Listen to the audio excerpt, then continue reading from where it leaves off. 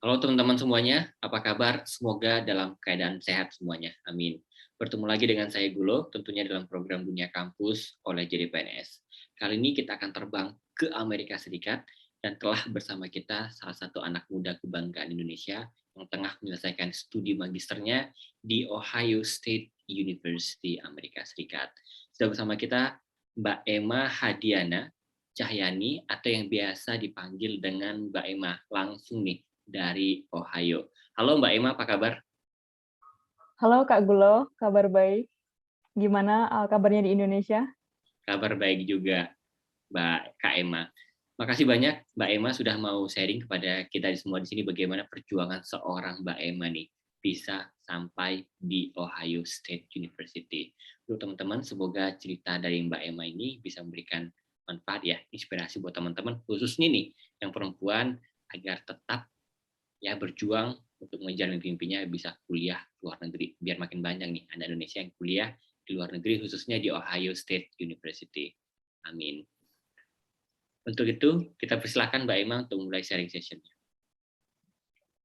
Oke, terima kasih buat Kak Gulo dan juga dari tim jadi PNS yang sudah mengundang saya untuk berbagi pengalaman ketika selama saya kuliah di Amerika Serikat. Oke, halo semuanya. Seperti yang sudah disebutkan oleh Kak Gulo tadi, nama saya Emma Hadianya Cahyani dan biasa dipanggil Emma. Dan sekarang saya sedang kuliah di Amerika Serikat.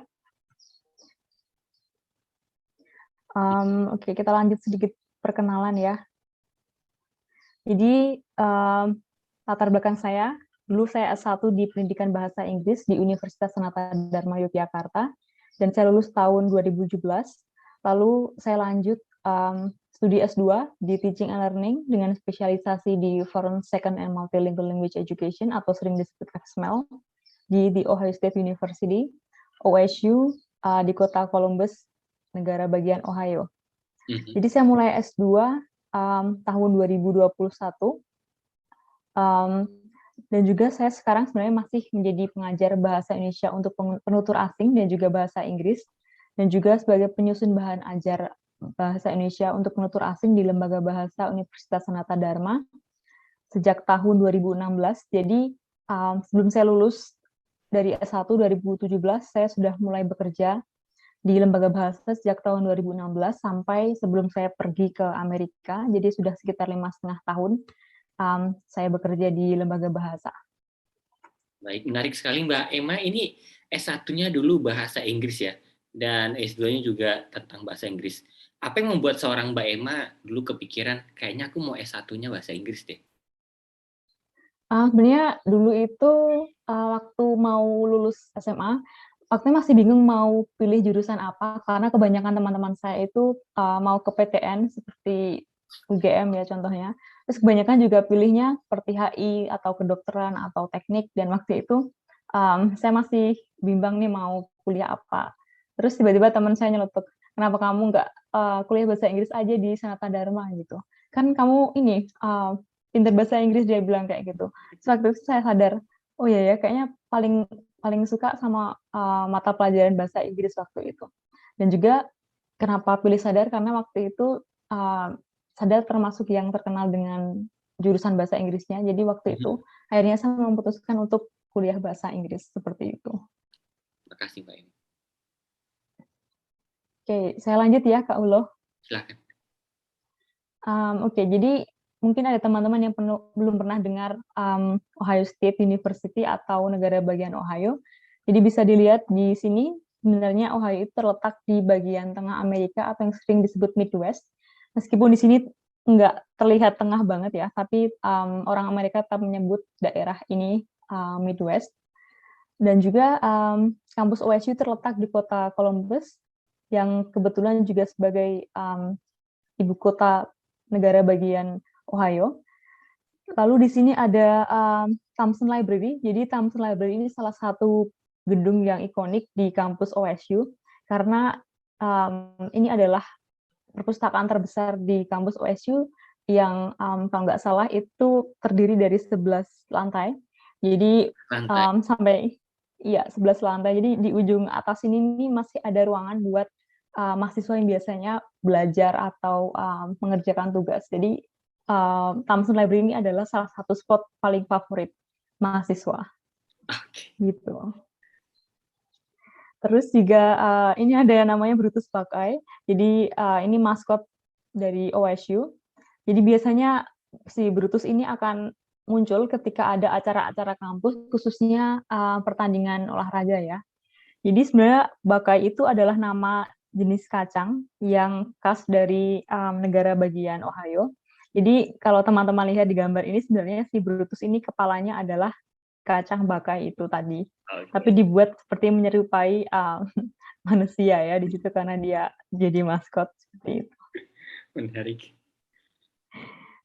Oke. Nah, jadi ini sebenarnya adalah alasan-alasan kenapa saya pilih Amerika dan OSU, tapi sebenarnya alasan pertama saya kenapa Amerika adalah sebenarnya sejak saya umur 15 tahun, saya sudah sangat tertarik dengan Amerika, karena waktu itu nggak sengaja nonton satu film bahasa Inggris, judulnya Camp Rock, itu adalah film sekitar tahun 2008 yang sangat populer pada masanya. Jadi waktu itu nggak sengaja nonton, terus kayak lihat nih anak-anak SMA di Amerika sekolah, terus habis itu kayak penasaran kalau pendidikan di Amerika itu seperti apa sih.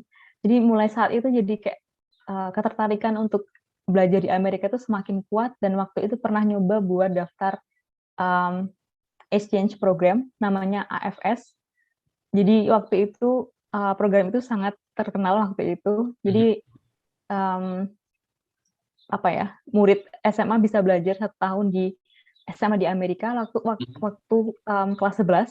Jadi waktu itu harus ngulang lagi 1 tahun di Indonesia kalau lolos ya. Tapi sayangnya waktu itu belum rezekinya buat ikut exchange ke Amerika. Jadi ya sampai kuliah tetap masih ingin untuk apa ya, bermimpi untuk tetap bisa kuliah atau belajar di Amerika seperti itu. Terus ini ada beberapa hal yang membuat saya sangat tertarik untuk kuliah di Amerika, khususnya di OSU. Jadi salah satunya adalah pasti tentang kualitas pendidikannya ya. Pasti ada kampus yang kita tuju di Amerika itu yang secara ranking di atas kampus yang ada di Indonesia. Lalu setelah itu juga ada banyak pilihan jurusan atau program yang nggak ada di Indonesia. Misalnya seperti jurusan saya tadi, Foreign Second and Multilingual Language Education, itu sangat unik karena di jurusan ini background mahasiswanya itu sangat beragam. Jadi nggak hanya pengajar bahasa Inggris, tapi juga pengajar bahasa lain seperti ada pengajar bahasa Mandarin, Perancis, Spanyol, dan juga saya juga pengajar bahasa Indonesia. Jadi kalau dari saya sendiri, saya tidak harus mengorbankan salah satu minat saya dalam mengajar. Karena saya mengajar bahasa Indonesia dan juga mengajar bahasa Inggris, saya harus mengorbankan salah satunya kalau saya kuliah di Indonesia. Karena kalau di Indonesia kan pasti pilihnya kalau nggak di pendidikan bahasa Inggris, pendidikan bahasa Indonesia ada. Dan saya nggak mau mengorbankan salah satunya. Jadi kenapa saya sangat senang ketika saya menemukan jurusan FSML tadi di OSU, karena saya nggak harus mengorbankan salah satunya. Dan juga negara dan kelas yang multikultural. Pasti sudah tahu ya kalau Amerika itu sangat multikultural, tapi yang semakin membuat menarik adalah di kelasnya pun juga bisa berbau dengan bermacam-macam orang. Nggak cuma orang Amerika, tapi juga dari teman-teman dari negara lain. Contohnya di kelas saya ada teman-teman dari Cina, lalu Korea, Taiwan, dan lain-lain. Dan meskipun di kelasnya mayoritas orang Amerika, tapi background mereka pun juga sangat beragam. Jadi tidak hanya didominasi oleh orang Amerika yang berkulit putih, tapi juga ada orang Amerika yang berkulit hitam, dan juga ada banyak yang berasal dari keluarga imigran. Jadi sangat beragam sekali background teman-teman di kelas seperti itu. Dan juga kurikulumnya fleksibel. Fleksibel dalam arti adalah kita bisa memilih mata kuliah yang ditawarkan di jurusan lain atau departemen lain sejauh kita mendapat izin dari dosen pembimbing kita. dan kita bisa kasih alasan kenapa kita mau pilih itu. Mungkin contohnya nih, ada teman-teman yang belajar matematika terus mau pilih, mata kuliah tentang bisnis karena ada, apa namanya, ada keinginan di masa depan misalnya mau membuat, aplikasi belajar matematika dan mau membuat aplikasi ini tuh bisa apa ya, pasti perlu ini kan dari sisi bisnis, gimana untuk mengembangkan aplikasi itu. Jadi sejauh itu, masih berhubungan dan mendapat, izin dari dosen pembimbing, itu bisa ambil mata kuliah selain di jurusan kita. Terus juga fasilitasnya lengkap, yang saya suka dari, WSU adalah ada aplikasi, untuk beberapa hal. Contohnya ada Ohio State App, ini aplikasi yang sangat lengkap, jadi di aplikasi itu teman-teman bisa lihat, seperti jadwal kuliah, terus, letak bangunan yang tempat kita akan belajar, terus habis itu bisa lihat, perpustakaan dan bisa booking, ruang belajar khusus yang misalnya, Wow. kalian perlu ya ketika kalian perlu misalnya ada, kerja kelompok terus perlu ada ruangan yang cukup besar buat 5 orang misalnya. Nah, itu bisa booking lewat aplikasi itu, terus juga bisa lihat, maps untuk bus kampus, pokoknya macam-macam. Di satu aplikasi itu sangat powerful buat lihat banyak informasi. Terus juga ada satu lagi namanya itu, MyChart. Jadi itu aplikasi untuk, hal-hal yang berkaitan dengan kesehatan. Jadi misalnya teman-teman ingin, ketemu dokter buat periksa kesehatan, nah itu bisa bikin appointment di aplikasi itu. Atau misalnya juga mau, ambil vaksin COVID misalnya. Nah itu juga bisa, menjadwalkan dari aplikasi itu. Jadi pokoknya sangat praktis, dengan beberapa aplikasi yang dikembangkan oleh, OSU itu. Baik, Mbak Emma, Terus mhm, untuk ketemu dokter itu gratis untuk mahasiswa OSIU? oke, kalau untuk itu iya, karena ada asuransi. Jadi kalau kuliah di sini itu, ada harus ada asuransi dari kampus, tapi karena saya adalah Fulbright, jadi saya ada 2 asuransi. Jadi asuransi dari kampus dan juga asuransi dari Fulbright. Jadi kalau misalnya kalian, jangan sampai ya, misalnya kalian sakit nih terus ketemu dokter, nah itu biayanya akan di-cover dari asuransi. Baik, makasih Mbak. Ya. Terus setelah itu juga ada, sistem belajar. Jadi sistem belajar di Amerika itu sangat aktif dan menuntut mahasiswa untuk datang ke kelas, sudah siap untuk diskusi. Jadi bukan tipe yang, mahasiswa itu pasif di kelas yang duduk hanya mendengarkan dosen menjelaskan dari awal sampai akhir, tapi mahasiswa ini dituntut, pokoknya sampai kelas tuh entah baca atau enggak, pokoknya harus udah siap untuk berdiskusi, seperti itu. Jadi itu sangat asik, mmm, dan juga melatih kita untuk berpikir kritis dan berani menyampaikan pendapat, seperti itu. Dan yang terakhir, supaya bisa jalan-jalan ya tentunya kalau sudah sampai Amerika, sayang banget kalau enggak jalan-jalan. Apalagi di sini kan, enggak seperti Indonesia yang misalnya dari Jogja mau ke Bali atau mau ke Sulawesi ya harus naik pesawat biasanya, kalau naik, kapal lama ya, kalau misalnya ke Sulawesi. Jadi lebih mahal kan, tapi kalau misalnya di Amerika, misalnya nih mau trip deket-deket doang dari Columbus ke Chicago misalnya, itu bisa naik bus, sekitar 7 jam dan biayanya sangat terjangkau daripada harus naik, pesawat. Jadi, menurut saya lebih fleksibel kalau kita mau jalan-jalan, karena jalur darat pun masih bisa ditempuh, kalau di sini, seperti itu. Benar. Oke, lalu, ini kurikulum di program saya di FSMAL. Jadi, karena saya belajar 2 tahun, jadi saya belajar di semester fall, spring, 2 kali ya di tahun 2021 sampai 2023. Mmm, ya jadi kalau teman-teman lihat di sini, memang karena jurusan saya adalah pengajaran bahasa, jadi memang mayoritas, belajar tentang kurikulum, terus pengajaran bahasa dan juga penilaian. Tapi selain itu, selain belajar tentang pengajaran, bahasa, saya juga belajar tentang hal-hal kritis lain. Contohnya seperti ini, mata kuliah favorit saya semester ini namanya Multicultural and Global Perspectives on Teaching and Learning. Jadi di sini nggak melulu belajar cara mengajar, tapi lebih ke melihat pendidikan itu sebagai fenomena sosial dan bagaimana pendidikan itu sebagai kunci untuk seperti menghapus atau mengurangi ketimpangan sosial seperti itu.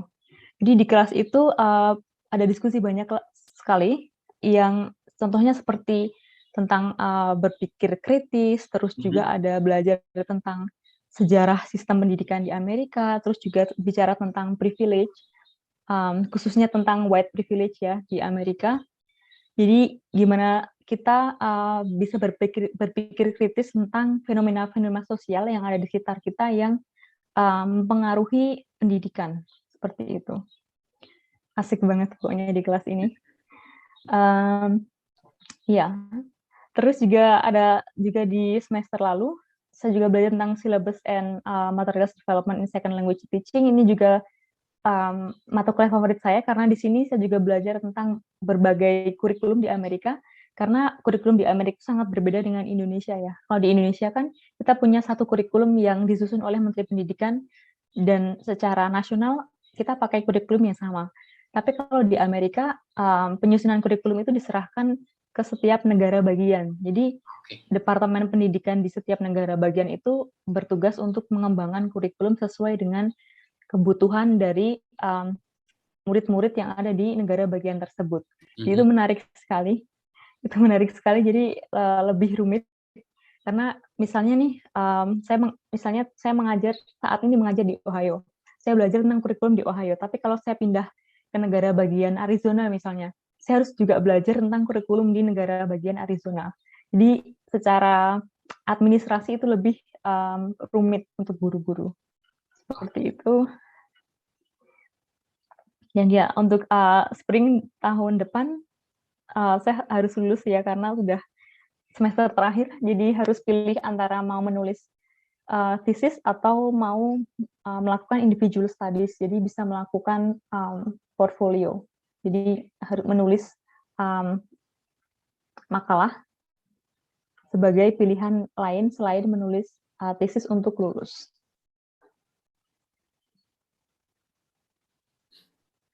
Oke, jadi karena saya sebagai penerima beasiswa Fulbright, di sini saya ingin bicara sedikit tentang beasiswa Fulbright. Jadi beasiswa ini dikelola oleh Kementerian Luar Negeri Amerika Serikat, jadi dananya dari Kementerian Luar Negeri Amerika Serikat, yang dikelola oleh AMINEF atau American Indonesian Exchange Foundation di Indonesia, dan juga oleh IAI atau Institute of International Education di Amerika Serikat. Jadi kalau teman-teman mau melihat informasi lebih lanjut tentang program AMINEF dan Fulbright yang lain, bisa akses ini ya, aminef.or.id. Terus di sini ada informasi lain tentang beasiswa Fulbright ini. Jadi tujuan beasiswa Fulbright ini adalah untuk meningkatkan hubungan bilateral antara Amerika Serikat dan negara-negara lain melalui pertukaran pendidikan dan budaya. Lalu setelah itu juga untuk program S2 atau MA, itu biasanya 1-2 tahun tergantung jurusan dan universitasnya. Dan juga untuk dananya itu maksimal $35.000 per tahun, sudah termasuk untuk biaya hidup, kuliah, buku, dan juga komputer.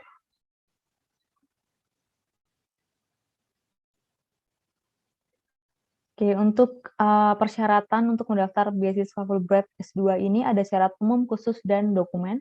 Teman-teman bisa membaca sendirian nanti, tapi untuk syarat yang umum yang ingin saya highlight di sini adalah teman-teman tidak boleh sedang menempuh S2 atau sudah punya gelar S2. Jadi kalau sudah punya gelar S2, kalian tidak boleh mendaftar beasiswa Fulbright S2 ini.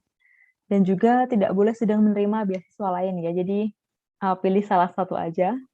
Lalu untuk yang syarat khusus, itu pasti udah harus punya gelar S1, lalu juga punya IPK minimal 3, terus skor TOEFL ITP-nya 550 minimal atau setara dengan IELTS 6,5. Terus untuk syarat dokumennya di sini cukup banyak ya.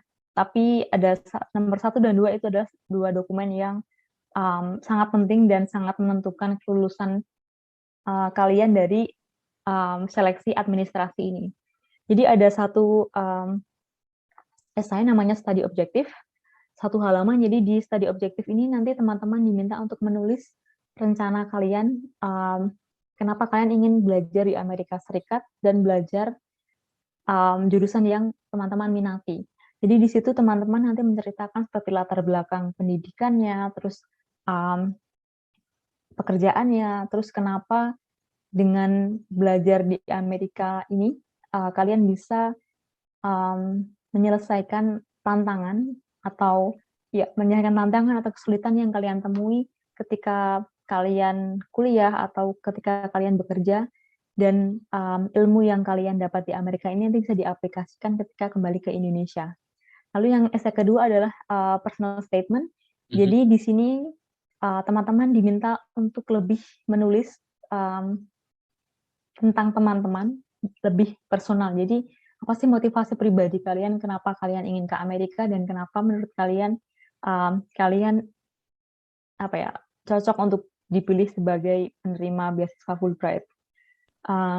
Jadi kalau dulu saya juga menuliskan kenapa sih motivasi saya pribadi adalah contohnya seperti tadi, saya tertarik dengan pendidikan Amerika setelah saya menonton film bahasa Inggris pertama kali. Terus setelah itu juga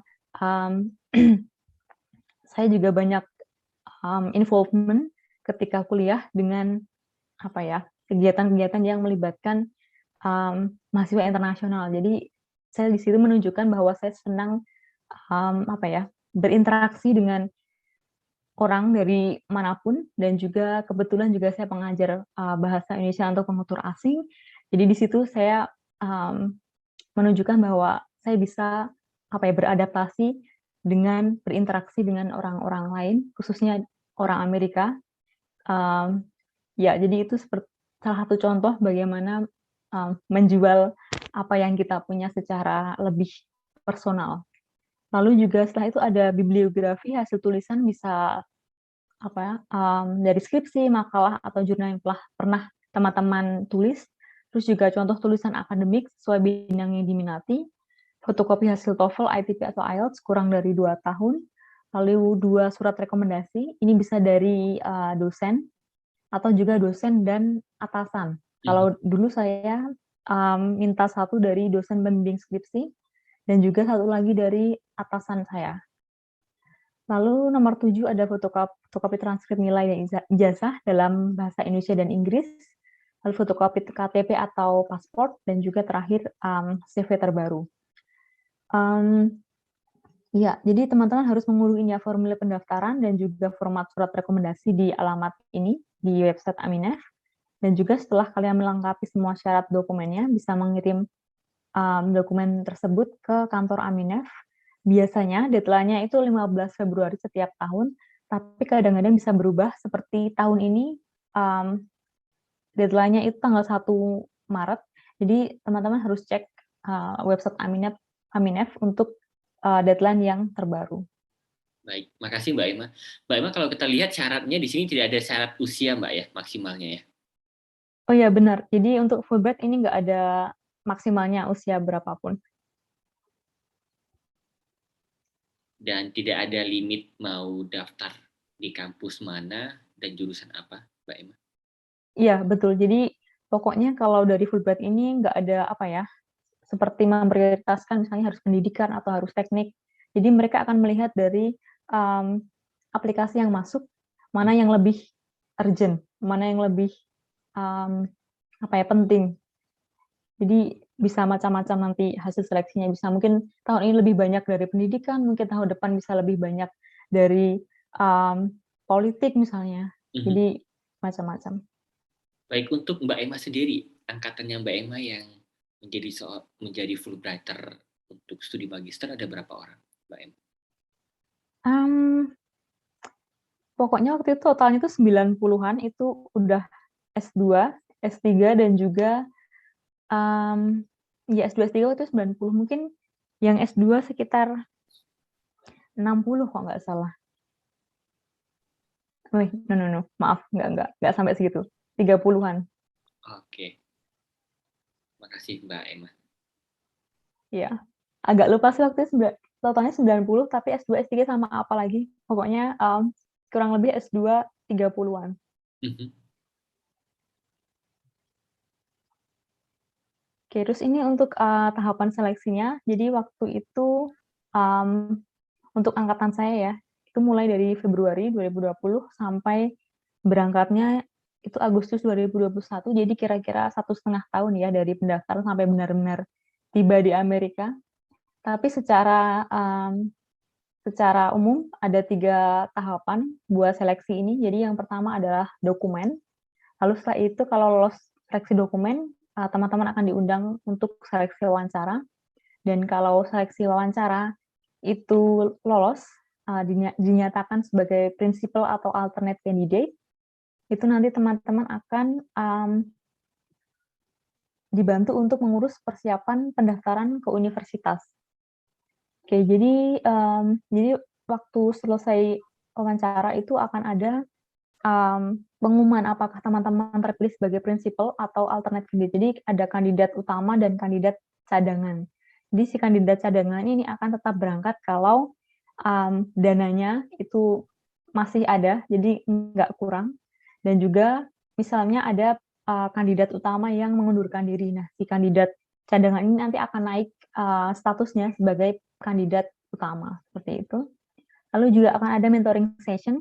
Di mentoring session ini nanti teman-teman akan dipasangkan dengan salah satu grantee atau penerima beasiswa Fulbright atau alumni penerima beasiswa Fulbright untuk membantu teman-teman memperbaiki esai-esai yang sudah ditulis tadi supaya lebih siap atau lebih bagus ketika dipakai untuk mendaftar ke universitas. Lalu selama ini bulan September November ini ada persiapan untuk tes ambil tes TOEFL IBT dan juga GRE atau GMAT. Lalu setelah itu kalau hasilnya tes TOEFL dan GRE pertama kurang bagus, nanti teman-teman akan diberikan kursus gratis dari Kaplan selama 1 bulan. Lalu setelah itu, setelah ikut ini tes prep, nanti akan diberikan kesempatan lagi untuk mengambil TOEFL dan GRE sampai totalnya kalau saya dengar maksimal 3 kali, tapi rata-rata teman-teman saya ambil 2 kali. Nah, kalau setelah selesai TOEFL, IBT, dan GRE ini, nanti baru teman-teman akan diminta memberi 4 universitas yang teman-teman ingin daftar. Jadi namanya adalah submission plan. Jadi kalau teman-teman sudah memberikan 4 list universitas ini, IIE yang ada di Amerika nanti akan membantu semua proses pendaftaran ke universitas. Jadi teman-teman hanya tinggal menunggu kabarnya aja. Jadi sangat enak pokoknya. Jadi ini masa-masa ini ya, masa-masa deg-degan. Jadi Desember sampai April itu masa penerimaan universitas. Jadi nanti dari Aminef akan memberi email. Misalnya nih diterima di universitas A atau B. Jadi nanti kalau misalnya 4-4-nya diterima, teman-teman harus memilih salah satunya. Seperti itu. Nah, kalau misalnya nih, kalau nggak ada dari 4 itu nggak ada yang keterima, gimana? Sayang sekali teman-teman nggak bisa lanjut untuk proses beasiswa Fulbright ini. Jadi dinyatakan gagal karena nggak ada universitas yang menerima seperti itu. Baik, Mbak Emma, kalau misalnya dia tadi maksimal 4 ya, choice pilihan kampusnya ya. Betul. 4 ya. Dan itu bisakah memilih di bisakah memilih jurusan berbeda di kampus yang sama?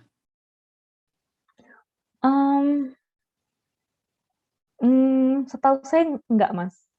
Jadi karena waktu itu kan di formulir di pendaftaran Fulbright itu harus menulis jurusan yang diinginkan. Jadi misalnya nih jurusannya pengajaran bahasa. Ya udah berarti harus pengajaran bahasa di universitas manapun. Seperti itu. Oke, berarti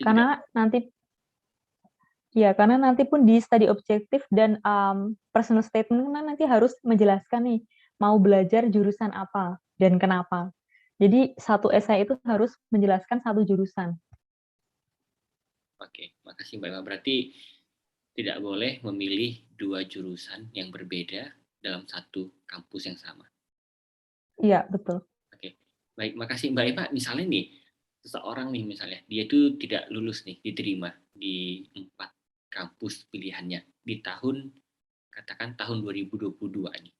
Nah, berarti kan gagal menjadi seorang Fulbrighter. Apakah masih boleh lagi mendaftar beasiswa Fulbright di tahun berikutnya? Iya, boleh banget. Tapi, harus ulang dari seleksi pertama ya, seleksi dokumen. Jadi meskipun tahun sebelumnya dia udah, istilahnya sudah dapat Fulbright-nya nih, tapi belum dapat kampusnya. Nah, ini nggak bisa dipakai untuk tahun selanjutnya. Jadi tetap harus mengulang, proses seleksi dari nol. Makasih Mbak Emma.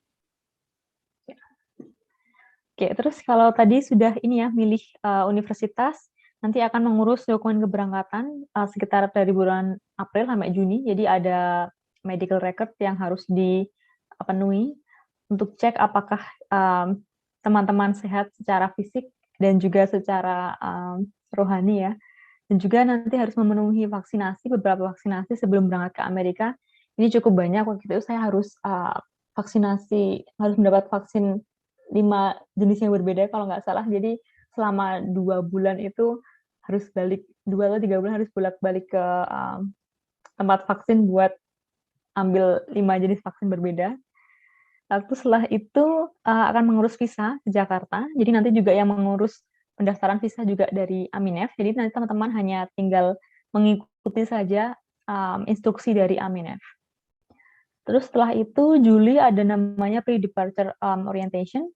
Kalau nggak ada pandemi sebenarnya teman-teman akan, diundang ke hotel, biasanya ada di Jakarta, Jogja, atau Bali.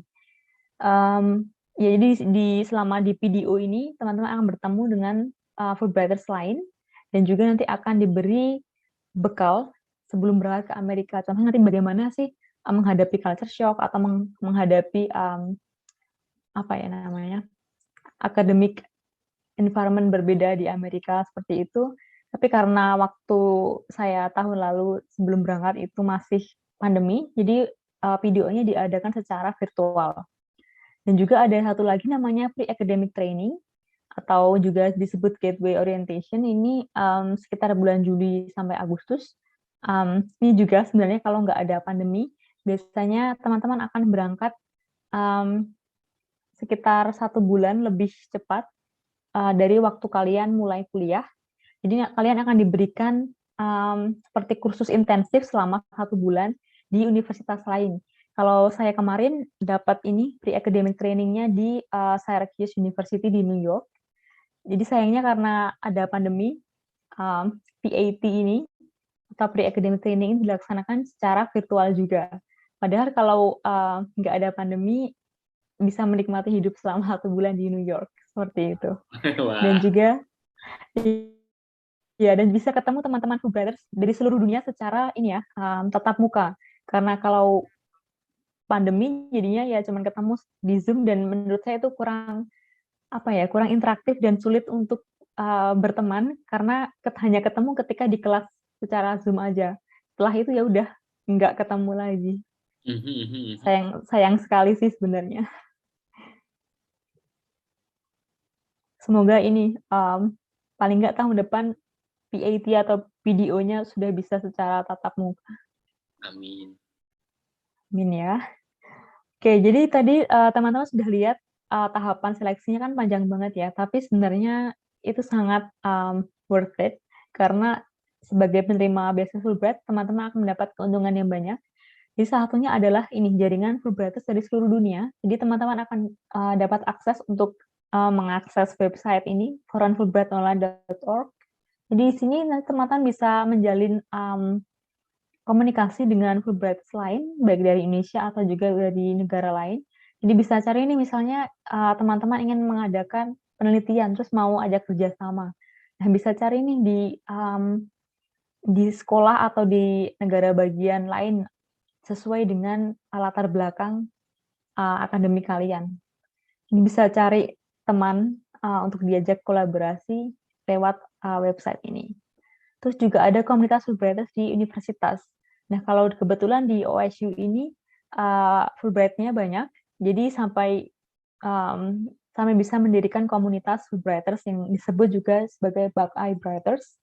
Tapi ini juga tergantung ya, kalau misalnya universitas teman-teman Fulbrighters-nya tidak terlalu banyak, biasanya ya mungkin tidak ada komunitas, tapi kalau ada banyak biasanya ada komunitasnya, seperti itu. Terus juga kalian akan punya advisor tadi yang membantu proses kalian untuk mendaftar universitas dari awal sampai diterima. Jadi kalian tinggal duduk manis aja, menunggu kabar kalian diterima atau enggak. Terus juga selama kalian di Amerika pun kalian tetap akan berhubungan dengan II advisor ini untuk membantu kalian. Salah satunya untuk mengurus perpanjangan visa, terus juga mengurus pajak. Pokoknya kalau ada pertanyaan-pertanyaan sekitar beasiswa Fulbright, ditanyakan ke II advisor ini. Jadi meskipun kalian sudah dilepas dari apa ya istilahnya dari tanggung jawab Aminef, tapi di Amerika kalian tetap akan ada advisor di IAI. Jadi nggak perlu khawatir kalau misalnya ada sesuatu yang kurang jelas, kalian bisa langsung tanya ke IAI advisor tadi. Terus juga ada kemudahan mengurus pendaftaran universitas dan visa. Tadi yang sudah saya jelaskan, untuk pendaftaran universitas akan dibantu oleh IAI advisor, dan juga untuk pendaftaran visa teman-teman dibantu oleh Aminef. Jadi semuanya lebih mudah ya. Terus juga ada co-sharing atau pertambahan beasiswa dari universitas dan juga dari organisasi lain. Jadi ini ada banyak kasus seperti ini, dan juga kasus saya pun juga seperti ini. Jadi tadi yang grant dari Fulbright yang $35.000 per tahun itu sangat tidak cukup untuk menutup biaya kuliah dan juga biaya hidup di sini. Jadi karena saking powerful-nya nama Fulbright itu, II advisor ini bisa mengajukan ke universitas untuk memberikan dana tambahan untuk mengcover tuition saya. Jadi saya mendapat beasiswa tambahan lagi dari OSU, dan juga saya dapat beasiswa atau sering disebut fellowship karena tanpa gelar ya. Kalau dari yang memberi organisasi lain, saya dapat beberapa ribu dolar lagi dari organisasi namanya Delta Kappa Gamma. Jadi ini organisasi pendidik wanita. Jadi karena saya akan jadi pendidik dan saya adalah pendidik, jadi saya bisa mendapat bantuan dana lagi dari organisasi tersebut. Jadi itulah keuntungan jadi penerima Fulbright. Jadi akan dibantu, akan diusahakan gimana caranya kita tetap bisa kuliah di universitas yang kita pilih, meskipun biayanya jauh melebihi dari dana dari Fulbright, seperti itu. Terus untuk pengalaman kuliah di Amerika, saya akan bicara tentang beberapa hal ya, dari yang mulai akademik dan nanti non-akademik. Kalau dari akademik dulu nih, yang paling berbeda dari kegiatan belajar di sini adalah banyak banget bacaan dan tugas, khususnya karena ini ya, mahasiswa S2, S3 itu pasti banyak banget bacaan dan tugas. Jadi teman-teman diharapkan sudah baca sebelum kalian datang ke kelas. Jadi ketika di kelas nanti sudah siap untuk diskusi dengan teman, diskusi dengan dosen, terus bahkan juga kadang dosen memberi aktivitas debat, jadi kadang-kadang kalian akan dikelompokkan ke grup-grup kecil, atau ya terus habis itu nanti akan diberikan topik, terus diminta untuk mendebat topik ini. Kalian lebih pro yang A atau yang B misalnya. Terus juga ada namanya fasilitasi. Jadi bedanya fasilitasi dengan presentasi adalah, biasanya kalau presentasi kan kita menjelaskan ya dari awal sampai akhir.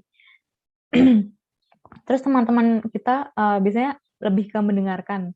Kalau fasilitasi ini kita berperan seolah-olah kita jadi asisten dosen. Jadi kita yang merancang nih. Misalnya tadi di kelas saya belajar tentang white privilege. Nanti kita diminta mendesain selama kira-kira 2,5 jam itu kita akan membawa teman-teman kita tuh belajar apa sesuai dengan topik itu dan bacaan yang sudah diberikan dosen, dan juga kita mendesain aktivitasnya. Apakah kita mau meminta mereka diskusi di kelompok kecil, atau misalnya diskusi secara bersama, secara kelas besar misalnya, dan nanti dosennya masih ada di situ, biasanya beliau yang akan membantu kalau misalnya kita kesulitan atau misalnya ada hal-hal yang perlu ditambahkan. Nah, beliau biasanya akan membantu. Tapi secara umum kita yang jadi fasilitator atau yang jadi apa ya, jadi semacam asdosnya lah waktu di kelas itu. Seperti itu. Jadi sangat seru tapi juga menegangkan. Terus setelah itu juga hal yang paling saya suka di sini adalah perpustakaannya. Jadi di sini tuh apa ya, seperti minat membaca itu sangat sangat dipupuk sejak dini. Jadinya fasilitas perpustakaan itu sangat bagus. Jadi perpustakaan yang ini di kiri ini ada Thompson Library yang ada di OSU. Terus yang di sebelah kanan ini namanya Columbus Metropolitan Library. Jadi ini satu perpustakaan kota yang ada di kota Columbus. Jadi pokoknya perpustakaan di situ bagus-bagus, bersih, terus juga pelayanannya juga bagus. Dan salah satu yang saya sukai adalah ada namanya Libby App. Jadi kalau misalnya kalian sudah jadi member dari perpustakaan kota ini, kalian bisa akses namanya aplikasi Libby. Bisa kalian download di App Store dan Play Store. Dan kalian bisa pinjam buku, e-book, dan juga audiobook secara gratis. Terus, yang saya suka juga dari perpustakaan di kampus di sini adalah biasanya tuh buka sampai tengah malam sampai jam 12. Dan bahkan ada juga perpustakaan yang buka 24 jam. Jadi misalnya kalian mau ngerjain tugas sampai dari pagi sampai pagi lagi pun kalian bisa di situ. Wow. Tapi saya belum pernah coba sih, takut. Wow. Kayak gitu. Jadi sangat sangat disupport lah dari kampus buat belajar. Oke, luar biasa. Itu hampir tidak ada ya Mbak ya di Indonesia ya, 24 hour. Belum pernah dengar sih Mas. Kayaknya nggak mau. Mungkin belum mau ya sampai saat ini kalau pekerjaannya harus menunggu sampai pagi. Terus juga ini kalau di Amerika itu platformnya buat LMS atau Learning Management System-nya itu pakai Canvas, atau yang di OSU pun dinamai sebagai Carmen Canvas. Jadi mungkin kalau teman-teman di Indonesia mungkin ada yang pakai Moodle, atau mungkin ada yang pakai Blackboard, kalau ada. Tapi biasanya kalau di Amerika itu pakai Canvas dan Blackboard ya. Jadi di Canvas ini teman-teman bisa lihat nih, misalnya di semester ini ambil mata kuliah apa aja, terus misalnya di sini ada to-do-nya. Jadi misalnya ada tugas-tugas yang belum dikumpulin, nanti bisa kelihatan di sini.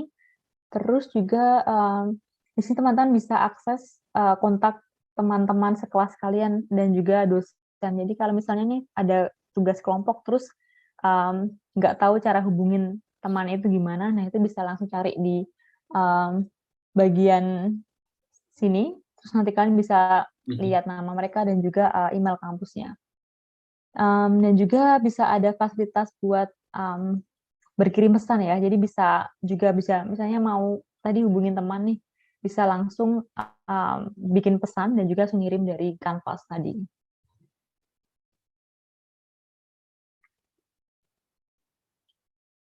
Oke, terus kalau dari sisi non-akademik, saya paling suka nih kegiatan di OSU karena banyak banget, khususnya yang diadain dari kantor internasional. Contohnya ada field trips, jadi salah waktu itu saya ikut ini juga nih, ini saya di sini. Jadi waktu itu bulan September atau Oktober kalau nggak salah, kami pergi ke namanya Renaissance Village. Jadi di sini kalian bisa lihat ini kayak bangunan zaman dulu. Jadi di sini kayak nanti ada musik-musik zaman dulu, terus ada bangunan-bangunan zaman dulu, terus juga ada pertunjukan misalnya seperti pertarungan kuda, tapi bukan benar-benar pertarungan ya, cuman kayak buat tontonan aja. Pokoknya dan ini gratis, tapi sistemnya adalah lotre. Jadi biasanya kalau dari kantor internasional itu ada beberapa aktivitas, dan biasanya perginya tuh ke tempat yang jauh, misalnya 2 jam dari Columbus atau lebih dari itu misalnya. Nah itu semua gratis, tapi sistemnya lotre. Jadi teman-teman harus daftar, dan nanti kalau kalian beruntung kalian dipilih untuk ikut salah satu kegiatan itu. Terus yang sebelah kanan ada juga cultural events. Ini salah satunya adalah namanya Taste of OSU. Jadi teman-teman bisa menikmati makanan atau juga tarian dari negara-negara lain. Tapi sayangnya ketika saya datang 2021 itu nggak ada karena waktu masih pandemi, masih ini ya, angka positifnya masih tinggi, jadi waktu di-cancel. Kalau tahun ini sih belum tahu apakah diadakan apa enggak, tapi semoga sih diadakan. Terus ya jadi ramai banget di acara ini karena OSU ini mahasiswa internasionalnya cukup banyak, dan mungkin yang sebelah kanan mungkin dari Indonesia ya, sepertinya. Terus juga ada sporting events. Nah, universitas di Amerika ini biasanya terkenal dengan tim olahraganya, mau football, hoki, basket, biasanya banyak banget, dan OSU ini sangat terkenal dengan American football-nya. Yap. Ya, jadi biasanya sangat fanatik, mahasiswanya sangat fanatik buat mendukung tim sekolahnya. Jadi ada banyak banget acara olahraga yang gratis, enggak semua. Contohnya untuk football dan juga basket cowok itu biasanya bayar.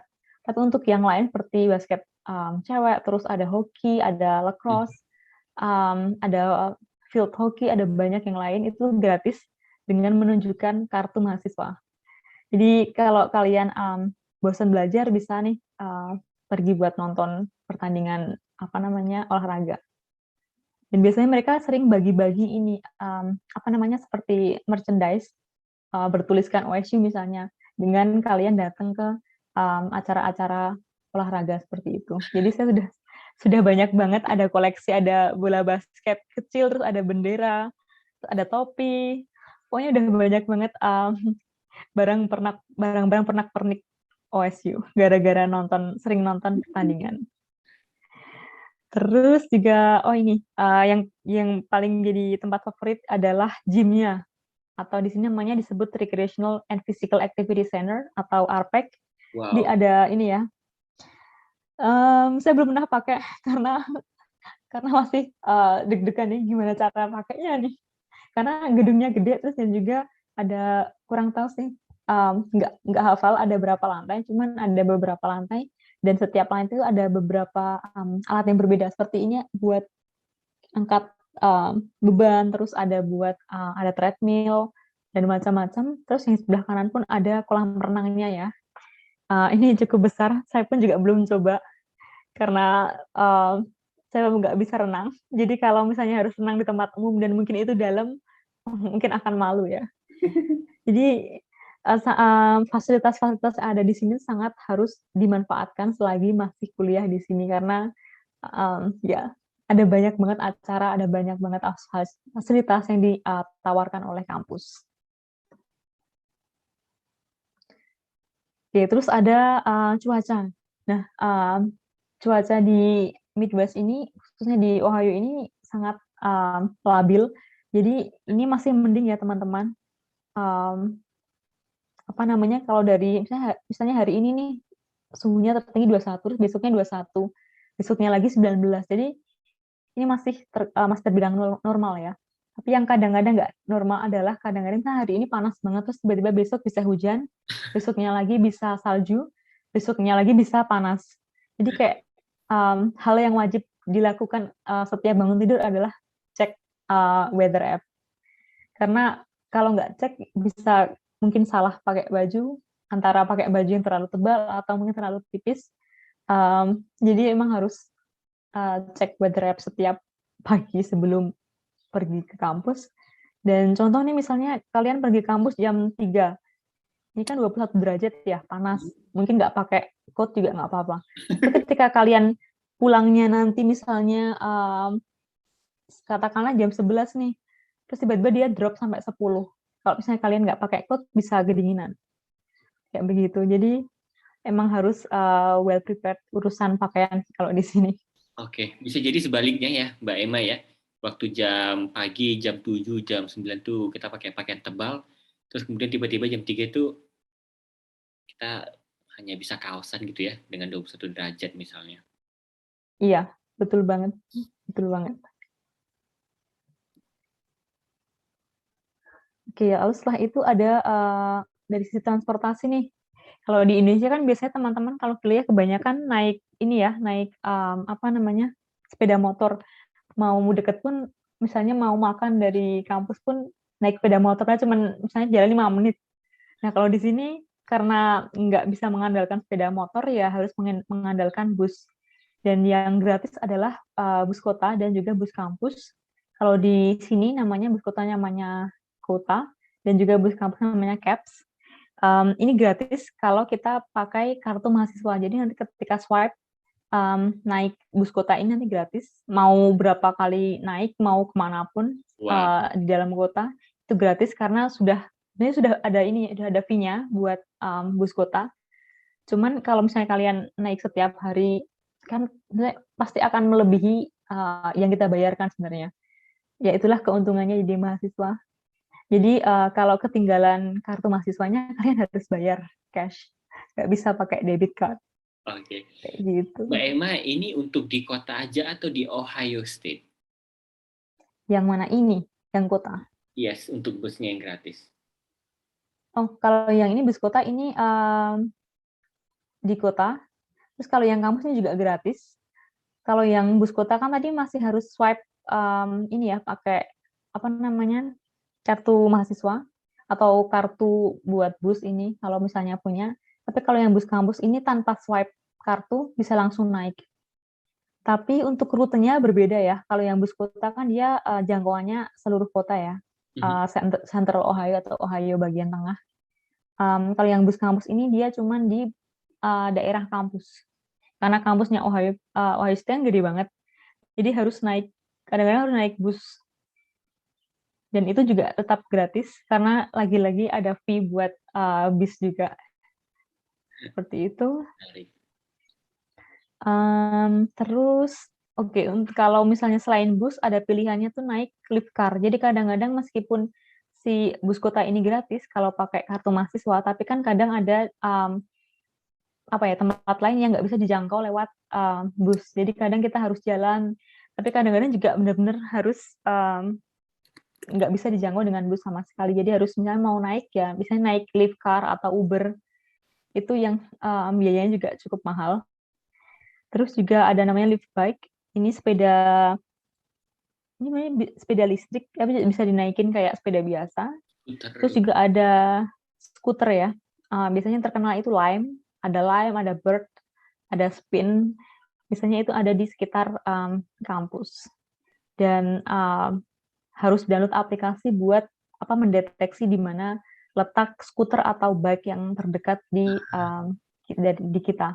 Kayak kita mau pesen, go-kart misalnya, kan kita harus tahu kan paling dekat di mana. Sama aja dengan skuter dan, bike ini. Oke, sekian dari saya. Semoga tadi sharing-nya bermanfaat buat teman-teman yang tertarik buat, kuliah di Amerika, di Ohio State, atau juga mau mendaftar beasiswa Fulbright. Dan, ini salah satu quote yang selalu saya pakai, khususnya selama pendaftaran Fulbright ya. Saya percaya bahwa if it's meant for you, it will come to you. Atau kata lainnya adalah kalau rezeki pasti nggak kemana. Dan juga kalau teman-teman mau tanya lebih lanjut tentang, Fulbright, Ohio State, atau juga kuliah di Amerika secara umum, bisa hubungi saya di email ini, Facebook, atau juga di Instagram. Oke, terima kasih. Kak Makasih. Gulo, saya kembalikan lagi. Baik, makasih banyak Mbak Emma. Ini luar biasa sekali, sangat menginspirasi sekali bagaimana perjuangan Mbak Emma ya bisa sampai ke Amerika Serikat. Beasiswa Fulbright itu adalah beasiswa yang pertama kali dicoba oleh Kak Emma. Iya betul, dulu saya waktu pertama kali daftar Fulbright itu tahun 2018. Mhm. Ya, saya waktu itu dengar nama beasiswa Fulbright 2017 dari salah satu, alumni Sanata Dharma juga yang sudah lolos, terus iseng-iseng nih, cobalah daftar gitu kan. Tapi waktu itu terlalu pede, pasti keterima nih, kan saya punya ini gitu waktu itu, terlalu pede. Eee, Waktu itu terlalu pede, terus waktu dapat pengumuman dan nggak lolos langsung nyesek banget dan sembuhnya cukup lama. Jadi setelah itu setahun lagi coba lagi, tapi waktu itu saya bilang nih ke diri saya sendiri kayak, oke saat yang kali kedua ini nggak boleh terlalu apa ya jumawa. Intinya kalau itu rezekinya pasti dapat, kalau enggak ya mungkin emang belum saatnya, mungkin harus coba rezekinya di kesempatan yang lain kayak gitu. Oke, berarti ini yang kuliah ini adalah percobaan yang kedua kalinya ya. Berarti nggak ada kepikiran dari seorang Mbak Emma kah untuk daftar ke beasiswa lain atau negara lainnya? Iya, waktu itu sebenarnya waktu daftar beasiswa Fulbright kedua ini kan tahun 2020 ya. Nah, Mhm. sebenarnya waktu 2020 itu adalah tahun yang sangat sibuk buat saya karena selain saya daftar Fulbright, saya coba Australia Awards dan juga untuk plan B-nya saya juga daftar kuliah S2 di Jogja juga. Menarik. Jadi ada tiga agenda waktu itu. Wow, wow. Mbak Emma ini sekarang semester 2 ya di Ohio State University. Sejauh ini, streskah kuliah di Ohio State University, Mbak? Iya, pasti. Khususnya semester awal ya, karena waktu itu kan masih beradaptasi ya, nggak cuma untuk urusan akademik, tapi juga untuk urusan tempat tinggal, juga administrasi. Jadi kayak waktu itu pun, waktu datang pun, apartemen saya belum bisa ditinggalin karena waktu itu tanggal mulainya masih um, 1 minggu setelah saya datang waktu itu. Jadi waktu saya datang tuh waktu itu masih harus tinggal di motel dulu selama 8 malam kalau nggak salah. Jadi setelah itu baru bisa pindah ke apartemen. Jadi bisa bayangin kan ribetnya baru datang. Setelah datang pun 2 atau 3 hari setelahnya saya langsung udah masuk kuliah. Jadi antara masih ribet bawa koper ke sana kemari, terus habis itu masih ngurusin tugas kuliah, terus masih kelas. Jadi di situ ribet banget sih waktu itu. Tapi yang bikin saya agak shock adalah waktu itu adalah bacaannya banyak banget. Terus juga yang di kelas itu harus seperti saya tadi bilang ya, mahasiswa tuh harus udah siap ketika di kelas. Jadi waktu kalau dua S1 kan mungkin kayak kadang ya udah datang aja paling juga dosanya jelasin gitu kan, yang penting dengerin gitu kan. Ini nggak bisa, kalau datang di kelas nggak baca tuh kayak kayak apa ya? Zonk banget ya, Mbak ya? Iseng banget kayak aduh ngomong apa, kadang-kadang disuruh diskusi sama temennya. Bagian ini spesifik banget misalnya kayak, aduh mau diskusi apaan baca aja belum. Pernah waktu sekali ya langsung kapok waktu itu langsung kayak, oke berarti harus udah tahu nih strateginya. Sebelum ke kelas harus baca dulu, atau lebih baik lagi juga kalau misalnya cobalah kaitin sama apa yang udah pernah kita alami di tempat kerja atau di S1 dulu, atau juga cari contoh kasus lah yang baru hits misalnya, kayak gitu. Tapi kalau mulai ke sini semester 2 udah mulai karena udah tahu cara mainnya, jadi ya udah lebih bisa mengatasi. Baik, makasih Mbak Emma. Mbak Emma, hal apa yang sejauh ini sudah tinggal di Amerika Serikat yang membuat Mbak Emma, wow, ini keren banget. Wow, this is what I need.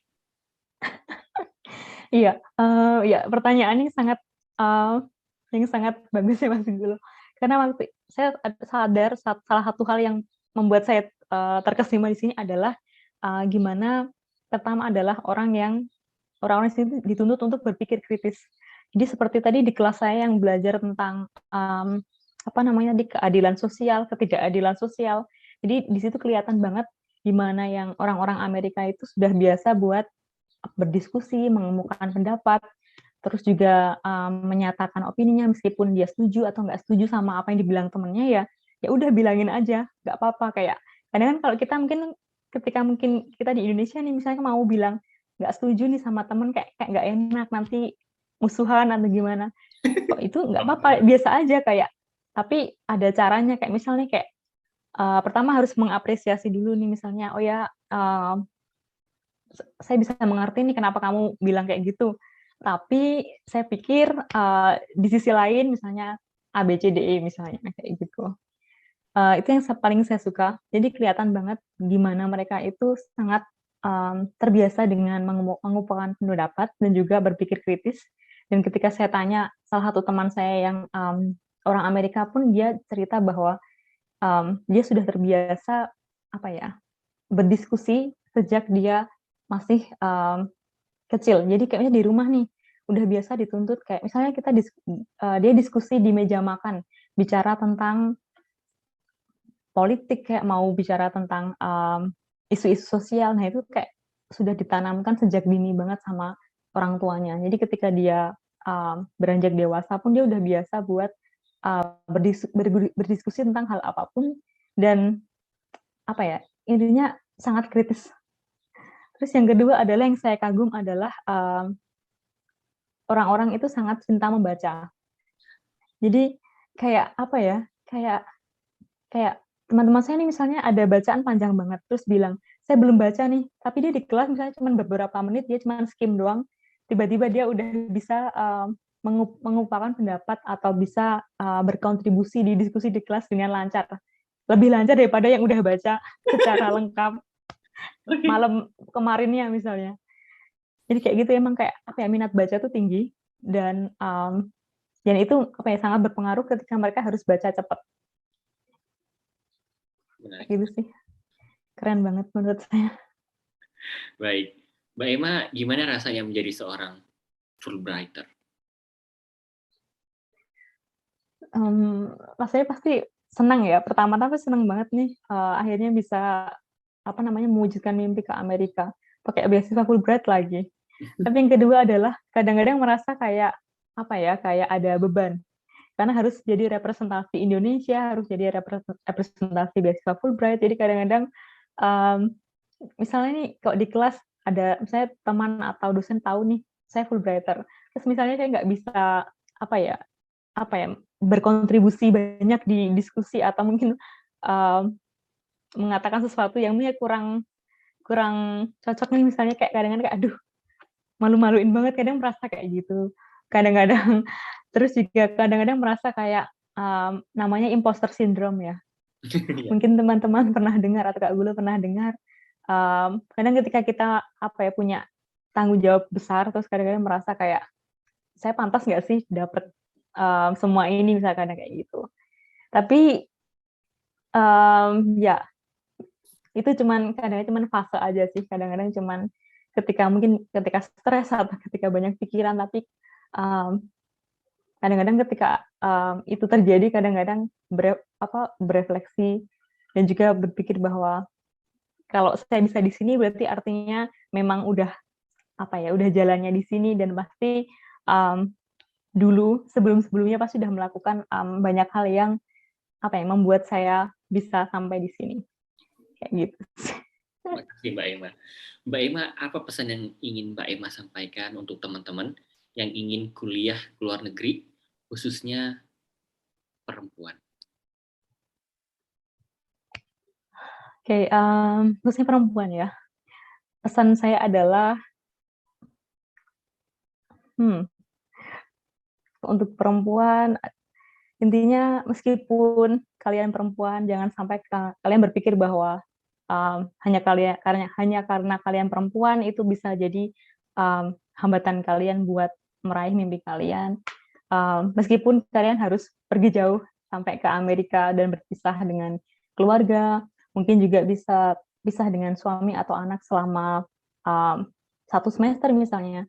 Karena saya yakin pasti kalau sudah niat, pasti bisa dilakukan, karena selama ini saya melihat bahwa banyak teman-teman yang perempuan yang sudah punya keluarga pun pada akhirnya bisa bersama lagi dengan suaminya atau bisa bersama dengan anaknya setelah 1 semester. Makasih Mbak Emma. Dan yang terakhir nih, apa harapan seorang Emma Hadiana Cahyani untuk Indonesia yang lebih baik? Pertanyaannya sulit ya Mas ya. Kak saya sih berharapnya adalah generasi muda Indonesia itu bisa lebih berpikir kritis.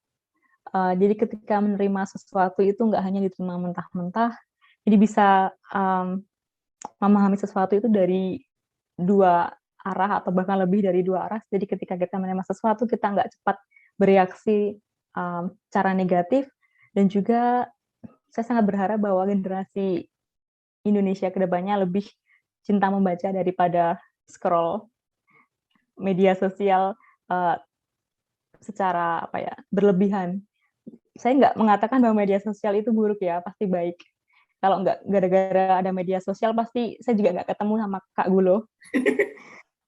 Tapi menurut saya minat membaca itu sangat-sangat penting untuk ditanamkan, dan juga karena dari membaca itu pun kita bisa belajar banyak tentang hal-hal yang ada di luar. Contohnya kalian bisa tahu tentang kehidupan di Amerika, pendidikan di Amerika, dan hal-hal yang lain. Baik, terima kasih banyak Mbak Emma. Sekali lagi terima kasih buat waktunya Mbak Emma sudah mau sharing kepada kami di sini bagaimana perjuangannya bisa sampai di Ohio State University Amerika Serikat. Kita doakan sehat selalu buat Mbak Emma. Good luck buat studi dan karirnya nanti ke depannya. Amin, amin, amin. Terima kasih Kak Gulo. Ya, sama-sama Mbak Emma. Dan untuk teman-teman, terima kasih banyak sudah bergabung dan semoga apa yang disaringkan Mbak Emma tadi memberikan informasi, inspirasi, dan motivasi buat teman-teman sekaligus memberikan perspektif ya, paradigma yang baru buat teman-teman bagaimana sih berkuliah ke luar negeri, khususnya buat teman-teman perempuan nih, biar bisa nanti menjadi the next-nya Mbak Emma kuliah ke luar negeri dan semakin banyak anak Indonesia yang bisa berkuliah di kampus-kampus bagus di luar negeri seperti Mbak Emma. Amin, amin, amin. Saya Gulo dan seluruh tim dari Jadi PNS mengucapkan terima kasih dan sampai jumpa dalam program Dunia Kampus maupun program lainnya oleh Jadi PNS. Terima kasih.